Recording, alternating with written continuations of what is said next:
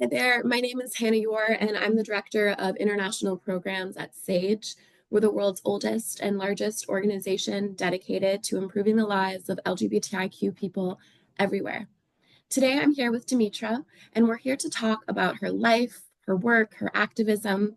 This interview is part of a larger global storytelling archive where we interview folks who are LGBTIQ over 50 about their lives and their legacy.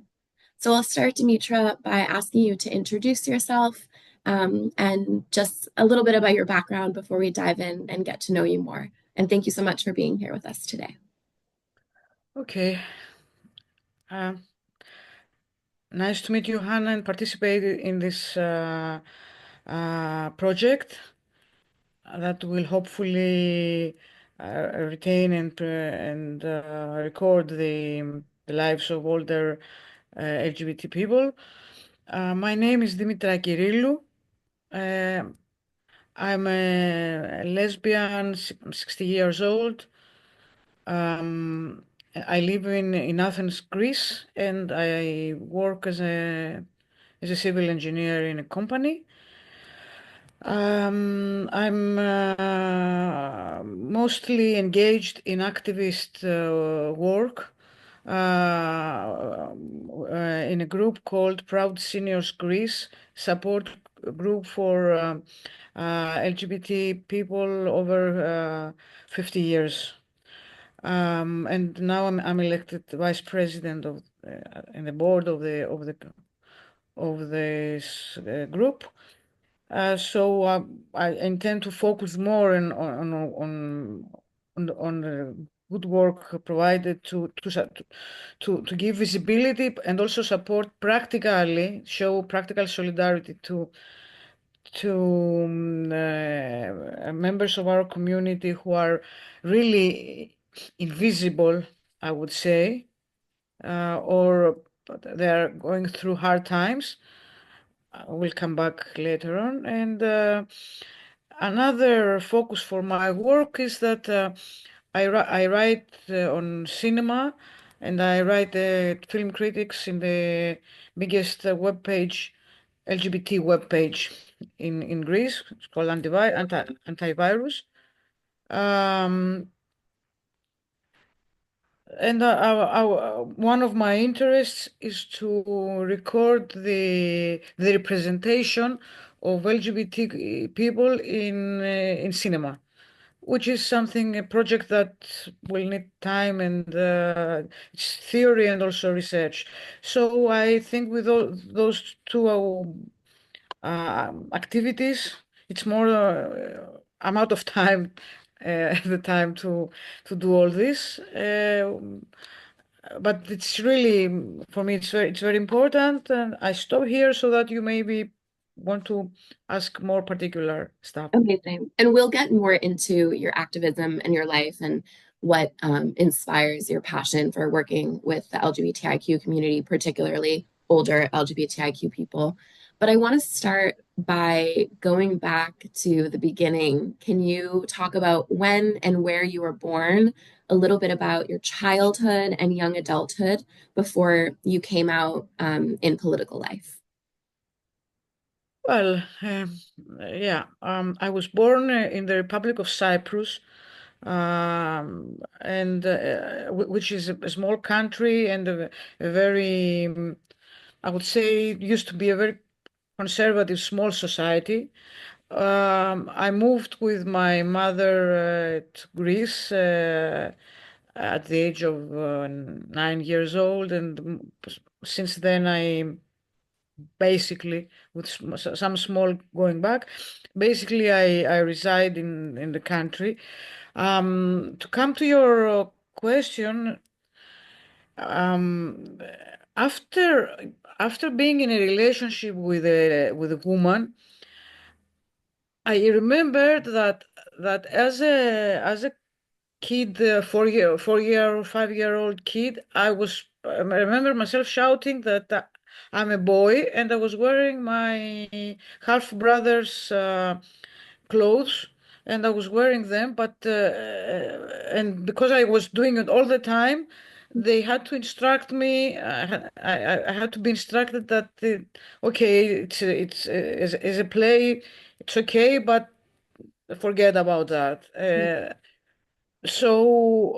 But I had buried this in my mind, somewhere in my mind, and really, following 30 years, it came back. So I spent my first, let's say, 30 years of my life as a tomboy girl. Okay, where always liked boys games and toys and blah blah blah. No guns, but old construction things and all. And no, so and that it was a pain at that time because I disliked dolls, for example. So this is something that it it sounded weird, um, abnormal. My mother was a teacher, but very conservative, was trying to handle it, but not always in the best way. So therefore, in order to keep, I didn't make any rebellion on that issue. I think that I adjusted and started my first years having a boyfriend. Um, and to go for and being in relationships with men. But there is a milestone that when I entered the technical university to study civil engineering, it was a time where it was a very open time for the Greek society after the fall of a military regime in the 70s. Okay, I studied in the 80s, and but although the clock was running back, the Greek society was booming. Okay, there was feminism, there were gay people, there were gay magazines, and so on. And this encouraged me to go through and um, tried to explore, but explore theoretically.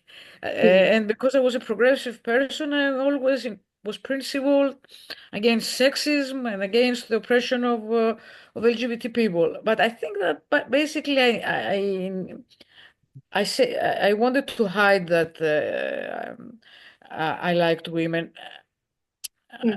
These things happened. To come to your question after a very long introduction, I had several proposals by women, and maybe more than men. I don't know.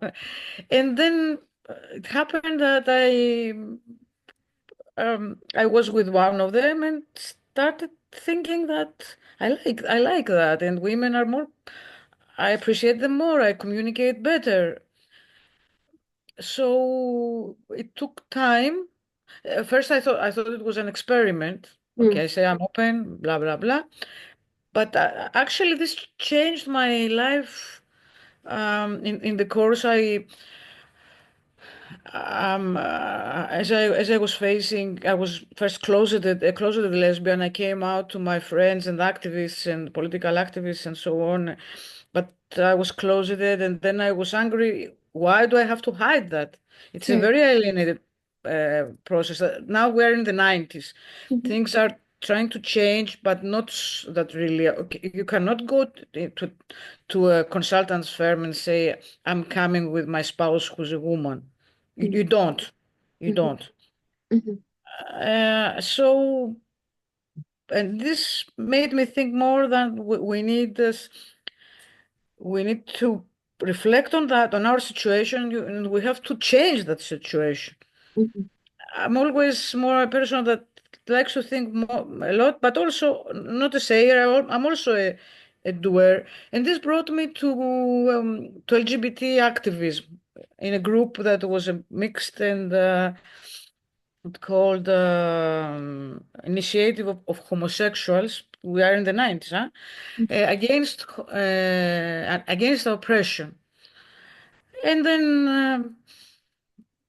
um, everything else came after this engagement. Everything else was from then on was focused on this gender and sexual orientation issue. Dimitra, I want to talk more about the later years of your activism, but just going back, listening to you describe having memories of being, I think you said 4 years old and dressed in your male siblings' clothing, and that was a memory that you had repressed for yourself, and it came back years later. When you, and that your mother had said, oh, it's okay as long as it's play and it's not serious. When you dated boys and men throughout your teen years and your 20s, and then eventually it sounds like, or not eventually, but it sounds like you had your first relationship with a woman when you were around 30. How was that received and perceived by your mother and your family and other people in your both friend community and your political community? Were folks supportive? Were people surprised? Good question. To be honest, I lost my mother when I was 27, but and that was a relief. Sometimes I think I have never been to a shrink or to an analyst. I don't know. Mhm. M- Maybe this worked to me like I got rid of my of the person who's going to control me. But I don't know. This is just a thought. And the rest members of my family, I didn't have so close relationships, so I didn't say anything. Anything. Because most of my father was living in the Republic of Cyprus, so I was just hiding everything. And now, but what I did is started coming out to my friends and say, okay, what happened to me? I slept with a woman, and it was great. And now I have to say that the reaction was brilliant, was better than I expected. So the people that I had chosen to be my friends and go out together, and they knew me with boyfriends, they were happy to see me, my girlfriend. But the family issue is really hard. Even now my I have I my half sister, we're friends in Facebook. She can see whatever I upload, and she doesn't want to admit that. Although I didn't go out to her and say, blah blah. But so I think that, and this is an uncomfortable discussion. Okay, I decided that if she asks me, I will say, of course, yes, of course I am. What else do you want me to do to um, uh, to understand that? I truly believe that at that time, had I dared speak to my father, for example, or to my half brother, who is an asshole, and that would have been a disaster. And the story I didn't want to go through. I focused. On the other hand, I focused more on colleagues because it is being closeted in your work is really a pain. It's a Right, very alienating. right. uh, I hear that. And it sounds also based on what you said that as you were involved in progressive movement work in your 20s, you had already met other LGBTIQ people. And so do you have, before you came out, do you have a memory of the first time you met an out LGBTIQ person or a lesbian specifically? Do you have a memory of that? Yeah, I do. I remember that I was in a cafe that was a hangout of activists, not LGBT activists, political activists, and then somebody said that there came a woman that was like long hair and so on, but she looked also like a man. And a friend said, this is Paula. She's the editor of this gay bashing, not gay bashing. It was an anarchist, LGBT anarcho fanzine magazine, but it was a great magazine. And she said, you know, this is, and she was also a sex worker. She's a trans and she's a sex worker. And then I said, wow, uh, this is great that now people that what all the news we know in the TV in our from our families and so on should be um abnormal Mhm. and unhappy Mhm. and so on I stood with admiration, but that was not personal personal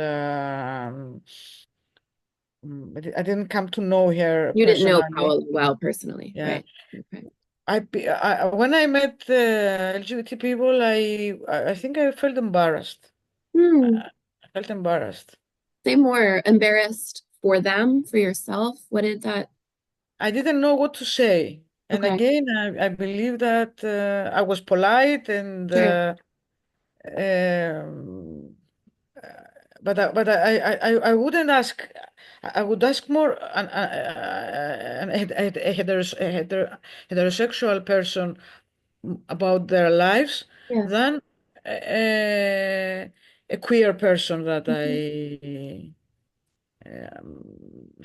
that I met. Yeah. Yeah. Yeah.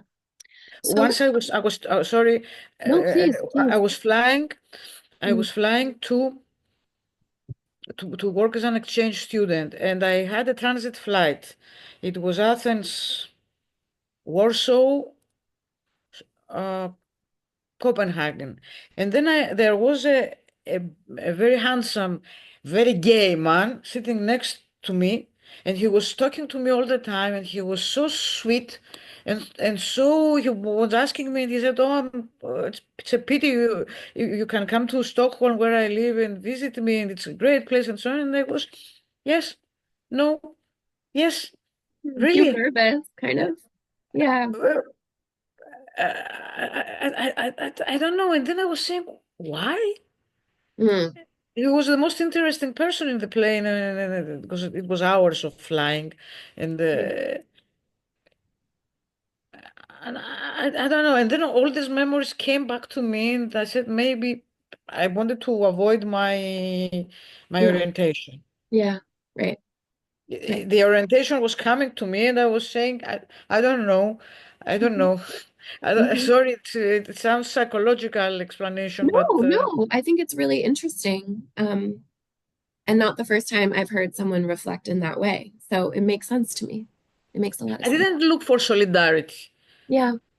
Yeah. It was a negation. I was like, oh, I don't know. I'm busy now. I have to go to Mm. read this and do that. And thank you very much. And now, what about the weather? And Right. Right. Right. So, I mean, that's your teens, your 20s. We're here now, in terms of talking about the story of your life at 30. You've had this first relationship with a woman. You start to get more deeply involved in LGBTIQ activism specifically. You've now been involved in this political work for decades.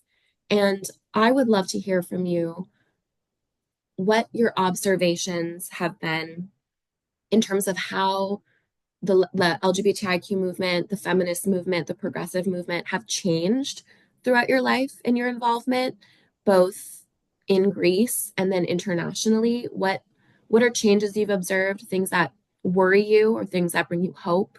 Just general reflections given your long history in movement work. mhm. And of course, for those listening, we're recording this at a very particular moment. This is February 2025. I'm here based in the United States. Um, so you can take that what you will for listeners. But Dimitra, please would Sorry, love sorry, to. sorry, Hannah. I lost the last thing you said. I'm sorry. I was providing context for anyone listening that we're Huh? recording this in February 2025, just to give some 20. place place making for viewers as we Okay. reflect on this political moment and then yeah, your observations having been involved in movement work for decades. Okay, first of all, if you don't mind, I just add something to the previous question Please, that please, this can free flow there anything you was want to one share. time Yep. before having a lesbian relationship that I caught myself looking at women and observing them and not looking. I was looking to lads and to young to men and but less. And I was looking at them and I was saying, oh, this one she looks great. And then I was saying, why are you why are you thinking like that? This happened shortly before getting that's why I have this explanation that's gradually I didn't have the stress from my mother and gradually I started looking at women and or I said okay, the average woman is a much more interesting person than the average man and it was a joke but then I said I believe that.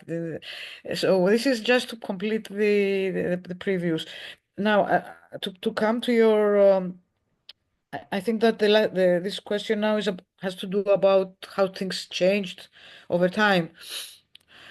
Okay, definitely things changed for positively. We can I cannot compare the state, the lives and experiences of LGBT people in the 80s. Okay, I don't say 70s, I don't remember. 70s, it was me saying that I'm a boy and nobody, they didn't want to.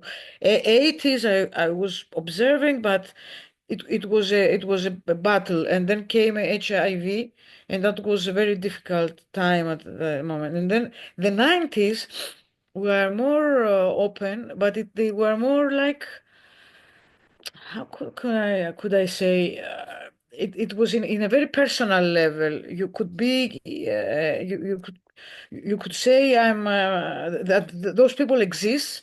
Go to the movies and see Maurice by or Philadelphia. There are some very important LGBT films. And say okay, it's very good to have this stuff. uh, and you could see more people out. People were in clubs in the 90s.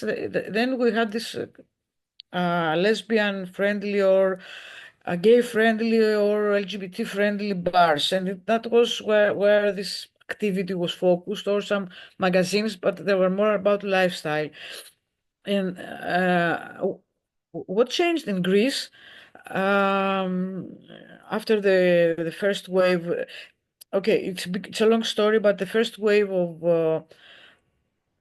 for LGBT rights in Greece was in the 70s. I didn't live that, but in the late 90s, when I was really a newly self-discovered lesbian, there new organizations mushroomed around it. Then there was the lesbian group of Athens and the lesbian group of Thessaloniki, the other city, were really big organizations. Although I wasn't a member of them, I was more political, so I was in the other group.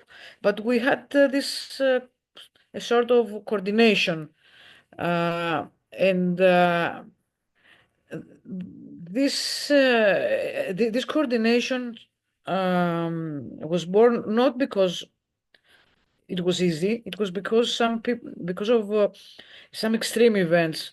The police raided LGBT bars, not the mainstream ones. There were some low key LGBT bars. So in one raid, they arrested a man, bisexual man who hung himself in his cell the same night. So that happened in 2003. Because of that, all the organizations who were just forming the time, we started coordinating, and this gave birth to a real new coming um, LGBT emancipation in the country that led to also to what we have succeeded so far. Sorry for being talking too much, but I just wanted to I elaborate love, the don't story. make a, I do Uh, not make a long You, story you, short. you I will love a long you story will and I choose want to hear. what is uh, what is useful for you. We'll include Uh, all of it. It's all so, useful. Honestly, I'm here uh, to listen. It's all useful. So please, Thanks. please, please. I love So it. I consider myself lucky to having lived at at least the second wave that also changed the lives of LGBT people. So in 2008, two couples, two women and two men, decided to form a civil partnership. Uh, Sorry, this is my dog. Yay! Oh my gosh, I love that. I love a cameo from a pet. I have a dog here too. Maybe she'll come say Okay. hi. What's her name? Her name is Caramella. Caramella. Caramella. Hi. She's so beautiful. She loves you. She Hi, does. girl. I'm sure She was Olive, my out. dog, will come and say hi at some point too. It's Okay. so great. Please continue, but how lovely. Where was I? So two couples decided to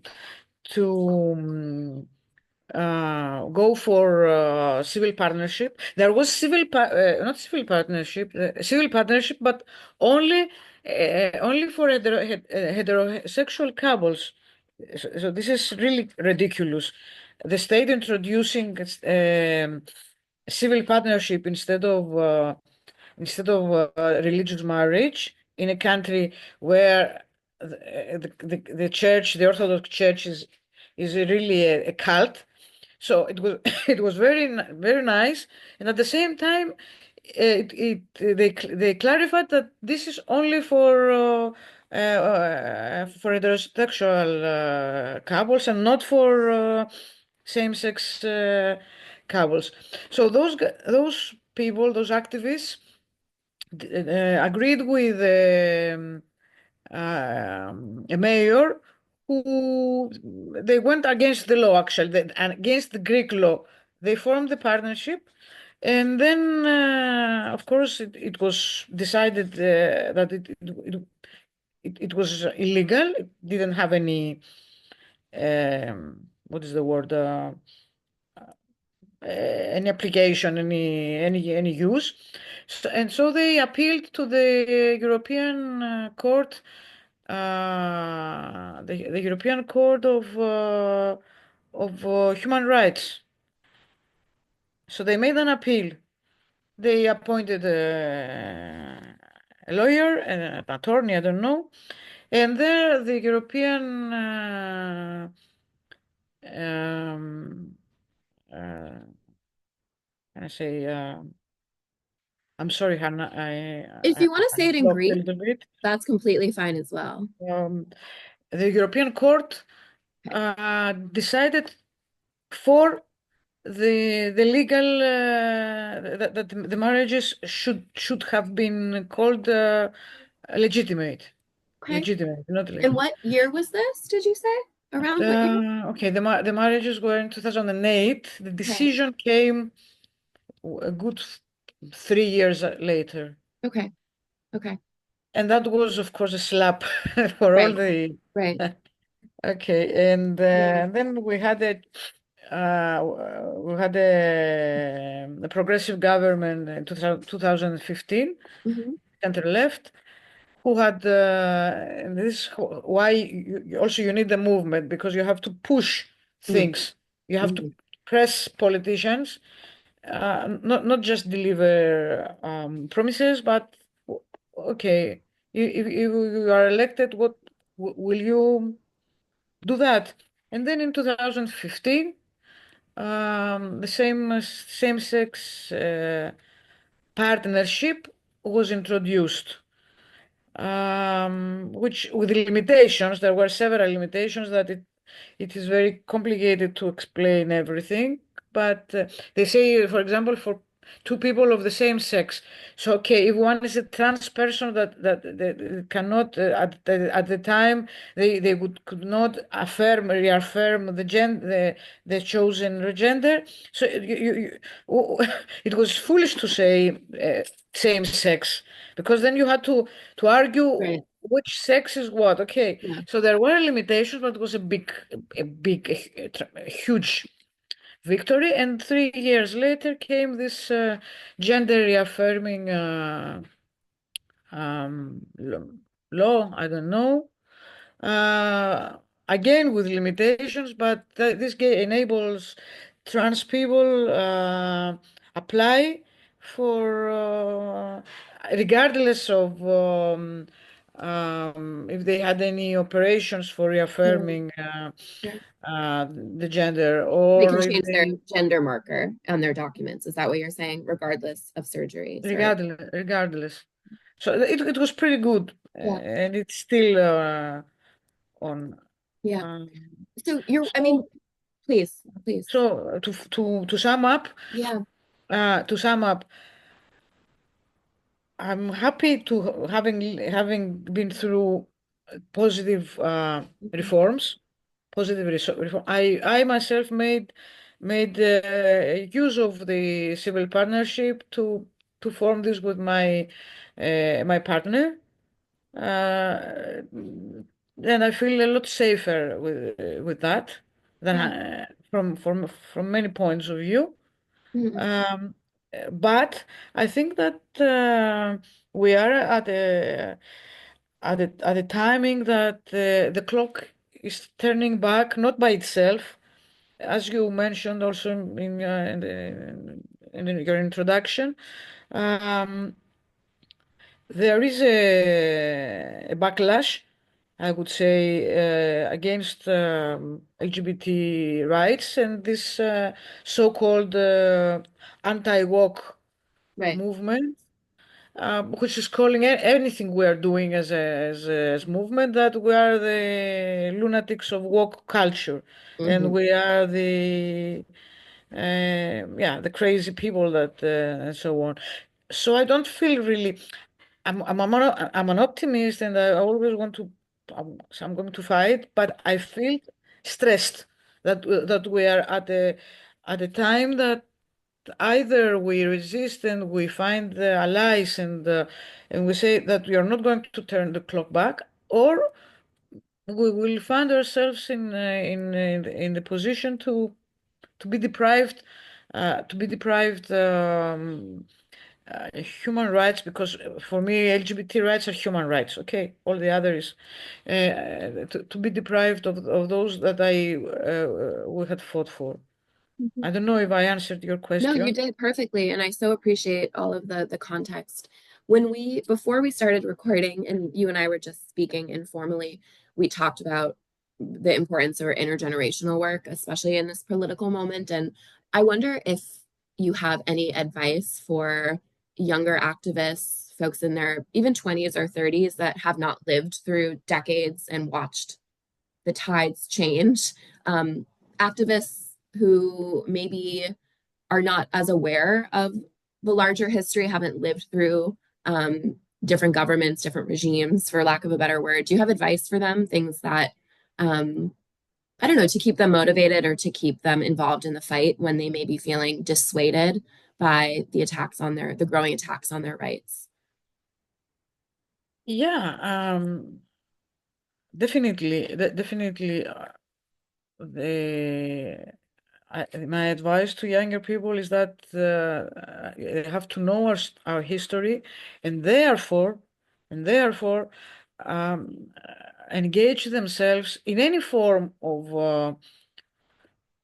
of collective action, any form that will be to their needs, to what they agree with, because it's not those rights are not for granted, and it's not enough to just to say that okay, I'm fine, I'm okay, I don't harm anyone, I'm polite, all I'm asking for is tolerance. I think that this is completely, completely wrong. Uh, I think that for all matters, but now since you ask for LGBT people, you have to be active, you have to be engaged, and there are many forms of. There are many groups, for example, teachers LGBT groups, parents LGBT groups, young people's LGBT groups, blah blah, and so on and so forth. And there are no. And the second I would say is that there are no great walls between the rest of the society and the LGBT society. I consider it as a mistake to say that okay, we are in our little bubble and all we have to do is just be together. Of course, we have to be together. We have to think about all the letters of LGBT and be very cautious about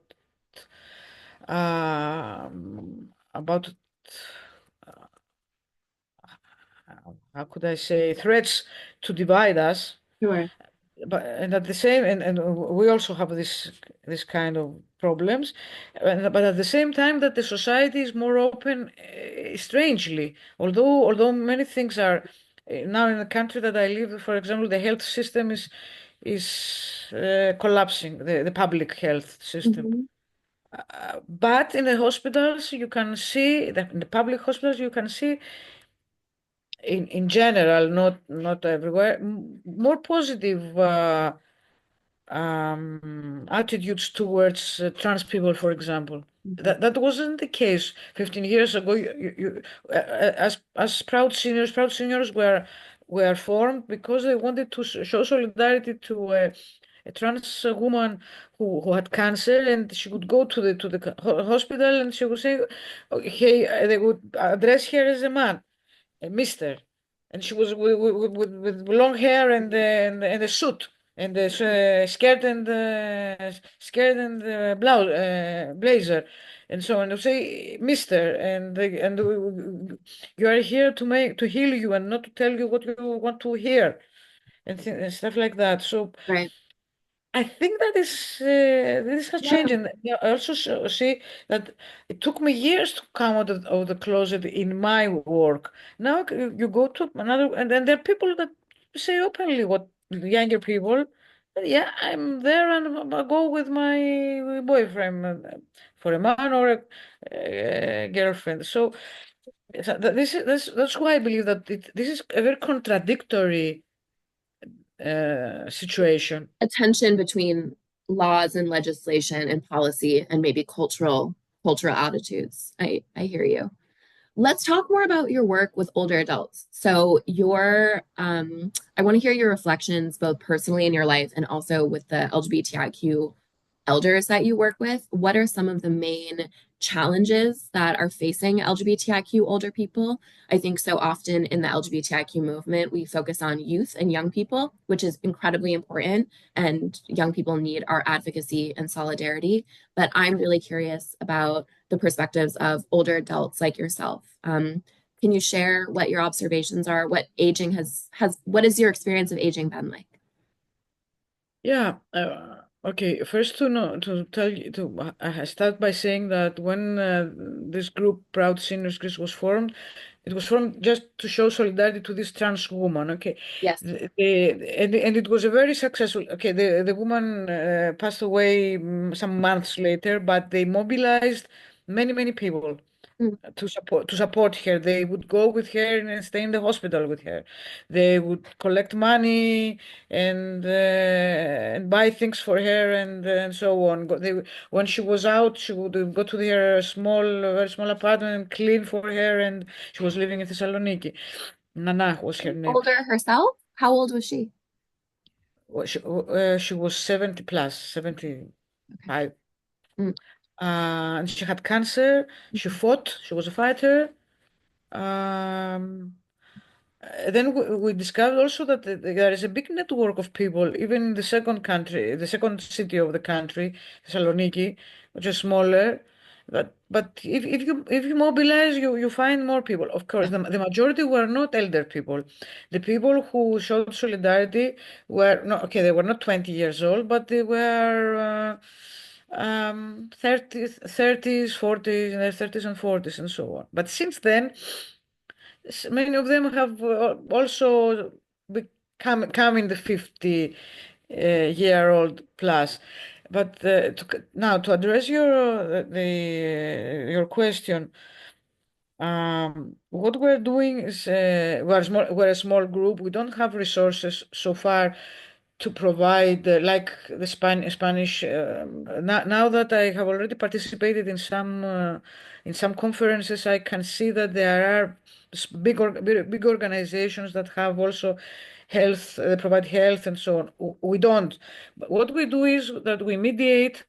We support the people who are older if they want to go to the doctor or if and they hesitate because they will call them will misgender them or they are feeling lonely and we we organize a form of recreation or we get free tickets for theater and we go together or we go together to the cinema or we make parties and so on. uh, and then there's this political stuff like being in the network of LGBT organizations and everything. The experience with older people in Greece, LGBT people, is that they are many of them are invisible. We even have cases that we know a trans woman, another trans woman. She's okay in her health, but she had divorced and because her kids were big, and she was a woman, and she also had a small bar. And then we met her, and she said, "Okay, I'm the bar is I sold it and so on, and now I'm a man again because I don't know where to go." So some people cannot stand being alienated by their closer members, Hmm. and this is really um, disappointing. Or I know another trans person. She's so poor. Sometimes she says that I want to leave this world because I don't want to go to sex work anymore. I don't feel fit because when you are in the 30s and 40s and 50s, you think you're never gonna die. I mean, everything is easier. Yeah, And then and actually the collapse of the public health system is a pain in Greece, and the collapse of the pension system is one of our goals is to make some move that the older sex workers get the minimum pension, although they uh, as sex workers they don't appear anywhere, right. It's so they not the don't formal feel. economy, Yeah, right? yeah, they are in the informal sector.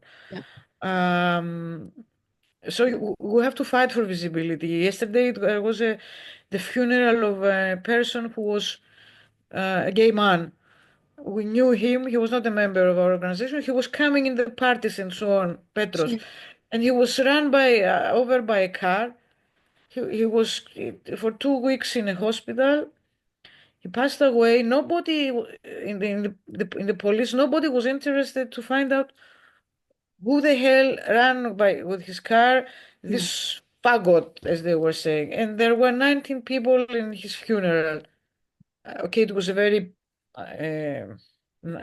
morning time that it was really difficult for anyone to go, but it was really cold in Athens. But this is not good enough.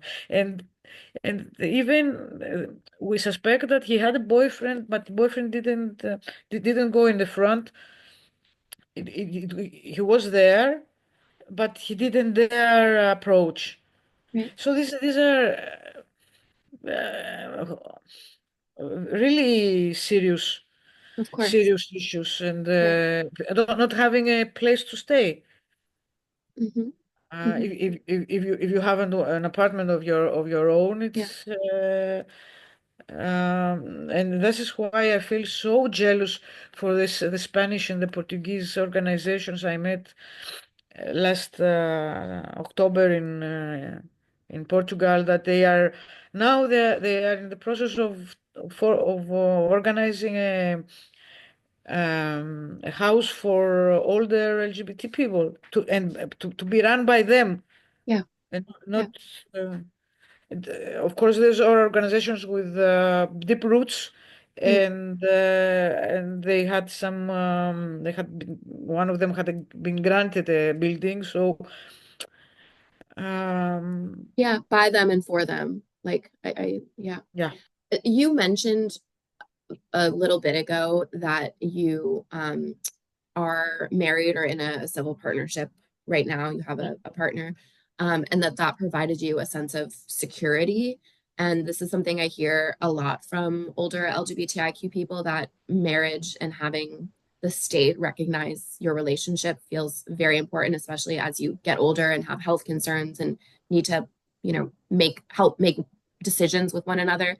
Can you reflect a little bit on what that means for you, before we close today? absolutely, absolutely. It's not only me, because okay, I'm not so close to my family, but and in any case, I wouldn't like my nephews to have a ward in my apartment. This is all I have. Okay, Yeah, but I experienced the same from LGBT people as well. The European South. It has a history of the role of the family was very, very close and very. The family was was determining almost so many things in your life. Okay, and it was like a hubris if you don't obey your family. This is changing the last 2 decades in Greece, but before, one of the motives for to fight for this civil partnership was that you had LGBT people who had drafted and signed a will, and they passed away, and the family went to courts and managed to prove that the will is not valid because the late gay person, LGBT person, was cheated by his or hers or theirs partner. We had such cases, or we had partners getting thrown out of apartments by relatives. So at least is a feeling of you can define your life, some basic things about your life, and not what the people next door are going to say, and what your aunt is going to say, and what the friends of your aunt is going to say, and blah blah blah. And this feeling is shared among LGBT people. Of yeah, course, this is not a panacea. This is not a magic pill to right, cure everything. Huh?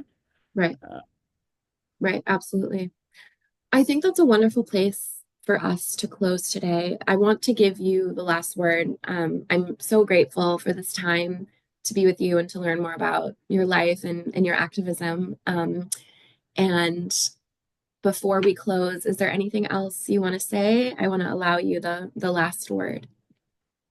I would like just to share mostly my concern on this. I spoke a lot about uh, the demolishing of public health Yes. and the pensions crisis. Hmm. For example, I would like to get an early retirement plan and give more of my time to that, but I'm afraid I won't be able to live on Yeah. on the pension. And Yeah. writing about LGBT films is not something that earns Lucrative, right? money. Financial, Yeah. yeah. So one concern, but the second and most important is the political concern, the rise of the far right in Europe and then in the US, with some differences in history and and political discourse. But what we have to focus is that this looking for scapegoats in Mhm. a time of instability, in a time of economic crisis, in a time of military crisis. This looking for scapegoats and saying that if um, if I reduce your rights, this will be better for me. This is something that it is resistible, and this is what I would like to end. It is a resistible rise Thank at the you. moment. Yeah. And I believe that we need more and this is my on your so the advice to younger people is stay active and engaged, and don't avoid the political question, because uh, politics will not give up with you. Right. So yeah, and we have as LGBT community anyway to get in respect and acceptance. Stop complaining about one section about the Right. other. Right. And these are these are the challenges. Yeah. And so far we have been through, and we have succeeded in many ways. So why not succeed this time as well? So I'm positive that with being more outward, with being more active and towards society, we are not alone. There are inside every society there are people that will stand with us, and we can share this. So why not only resist the turning back of the clock, but also progressing more for a society of solidarity and not of intolerance and hate. Thank And you. that's I all. appreciate your reflection so much, and I'm excited to share all of this with the viewers Okay, of the archive. I I will bet you start. will. I'll stop the recording here. And thank you.